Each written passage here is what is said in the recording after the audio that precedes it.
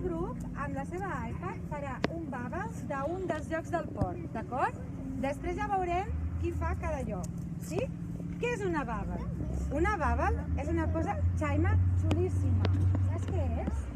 És com si fes una bombolla molt gran en forma de foto i tu fas una foto que agafa tot el que hi ha al teu voltant, tot el que hi ha al voltant, ja sé el que és. tot el que hi ha a dalt, tot el que hi ha per baix, ho agafa tot, però a més també agafa les coses que diem.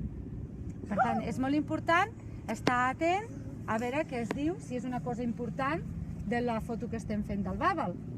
No podem estar dient tonteries quan fem bubbles perquè llavors queda gravat, d'acord? Només podem dir coses importants com aquesta és la zona del port, aquí venen els vaixells dels pescadors. Coses així importants, Informació. Ja sé fer un. Sí? Llavors, per fer el bubble, Joel, s'ha d'agafar a l'iPad, així, que l'agafarà un, i a poc ha d'anar rodant així. A veure, fem la prova, encara que no tinguem el programa obert.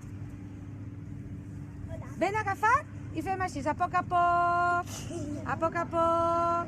així molt a poc.